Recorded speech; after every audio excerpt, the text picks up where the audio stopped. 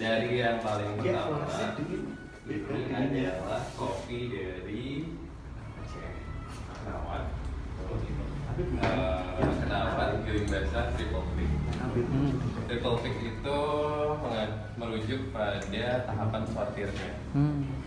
Jadi tahap pertama itu masuk ke sebuah mesin yang bernama Sultan. Jadi untuk memisahkan foreign factors segala macam, atau biasa disebut juga sebagai dry mill. Setelah dari situ dia akan melewati hand pick sortir tangan sebanyak 2 kali. Jadi total sortir sebanyak 3 kali untuk mengejar kebersihan. Nah, tapi secara kasar prosesnya adalah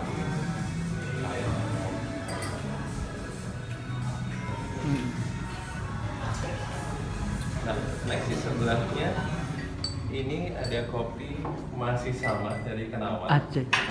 Iya. Dari Kenawan. Nah, dasarnya sama. Betul. Kayak tadi. Cuma di sini ada sortiran lanjutan. Sortiran lanjutan dalam bentuk varietas. Di sini kita cuma ngambil satu varietasnya saja. Apa? Di sini. Abyssinia, betul. Nah, secara rasa mungkin tidak sekompleks yang di sebelahnya. Cuma memang kemudian itu yang menjadi pijaran kami. Jadi punya giling basah yang stabil. Stabil dari awal sampai dari panas sampai dingin, dan punya karakter yang lebih aromatik. Giling basah dari kopi kami. Lebih bold juga ya mas ya? Lebih bold, ya. Secara tekstur ternyata sama mulai dari lebih milky ya. Iya. Betul. Nah, terus yang di sini yang anehnya nggak sih? Ini adalah Kenawan Gilbas X. X ya, X. Nah, X ini sebenarnya mengacu sama protokol processing. Jadi ini Gilbas yang proses fermentasinya secara kering. Mungkin kalau secara umum boleh kita maksudkan sebagai fermentasi anaerob natural.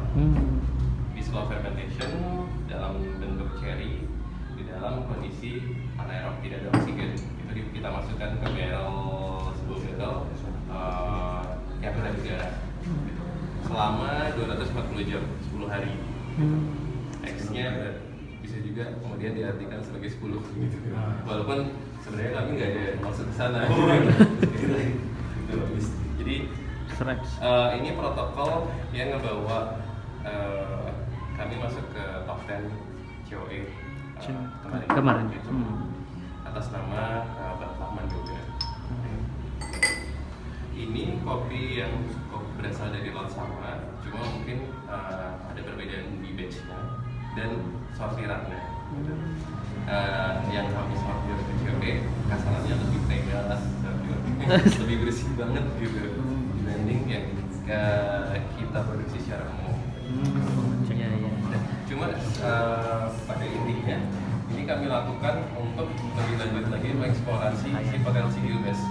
Gilbas kan kalau kita balikin ke pemahaman atau yang tadi itu ya, seperti SPP-nya tidak dari segala macam.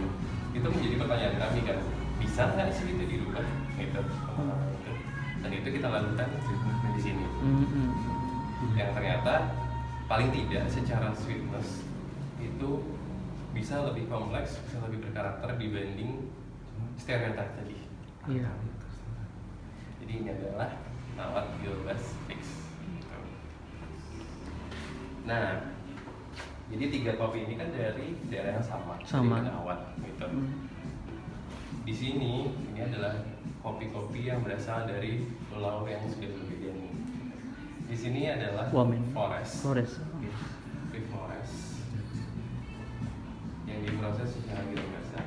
Nah, ini menarik karena jujur kami baru ngerjain ini kurang lebih setahun. Jadi masih baru banget Forest Gilbas ini. Jadi sebenarnya masih banyak PR, terutama kalau nanti teman-teman mau lihat fisiknya. Fisiknya sih masih ya lumayan banyak defect sekundernya gitu. pecah lah segala macam. Di-pack. Karena giling basah itu masih menjadi sebuah hal yang asing buat teman-teman di Flores untuk mereka kerjakan. Mereka biasa mengerjakan kopi udah berkisar di dry manual atau dia wash. Gitu. Jadi giobas adalah hal baru teman-teman di Flores. Dan untuk mengaplikasikan ini pun kemarin pada akhirnya kami harus ngebawa Bang Fahman juga dari Gayo ke Flores, termasuk halernya itu, haler giobas itu. Cuma dia dalam bentuk yang lebih kecil ke Flores gitu, untuk kemudian belajar bersama teman-teman di Flores dan dipraktekkan gitu. Jadi mungkin secara rasa memang pada akhirnya belum seimpresif itu. Cuma kami yakin sama potensinya dan efisiensi dari prosesing giobas itu sendiri. Nah, lanjut, ini kopi yang terakhir adalah kopi dari Sumatera Utara. Lintong. Dari Lintong. Tebak. Nah, yang menarik dari sini, kopi Lintong yang kami proses ini adalah kopi-kopi Lintong yang varietasnya adalah varietas tua. Kalau teman-teman mungkin pernah dengar Onan Ganjang, kemudian Rasuna, segala macam. Ini adalah kopi Lintong yang berasal dari varietas-varietas itu. Yang mana realitanya sekarang di Lintong itu varietas yang banyak dikembangkan adalah varietas-varietas baru yang kejarannya untuk menjadi lebih produktif. Karena varietas-varietas tua ini ternyata produktivitasnya rendah. Oh iya.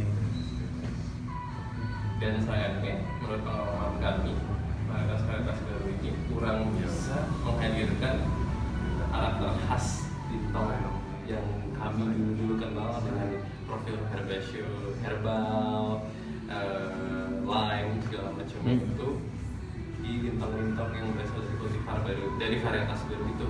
Nah, jadi ini bisa kami artikan sebagai upaya kami untuk melestarikan karakter khas Lintong itu tadi.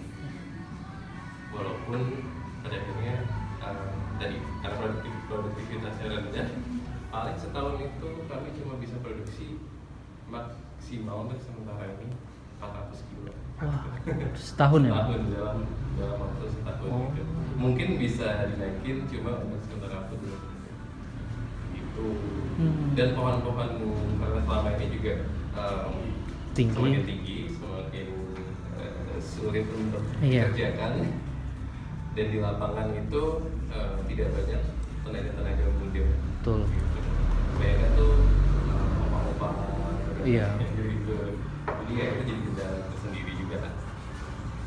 Nah, itu. Nah, mungkin ada yang mau ditanya dulu tentang kopi ini. Oke. Nah, kalau itu mungkin aku balikin dulu ke tadi soal stereotip giling basah. Oke. Dengan karakternya yang mungkin kurang relate dengan tren kopi sekarang ya. Di kopi-kopi yang teman-teman cicip hari ini, apakah kemudian kita bisa sama-sama setuju kalau giling basah itu ternyata potensinya masih luas? Masih sih. Jadi ya ini kopi-kopi semuanya proses secara giling basah, tapi karakternya ternyata bisa seberagam ini ya. Betul. Tidak melulu harus berkisar pada tidak melulu harus berkisar pada acidity atau sweetness yang bisa kok itu kita kejar selama kita punya protokol pengerjaan yang rapi, protokol pengerjaan yang memang didesain secara sadar. Jadi ini kita eksplorasi bersama melalui kopi-kopi yang ada hari ini.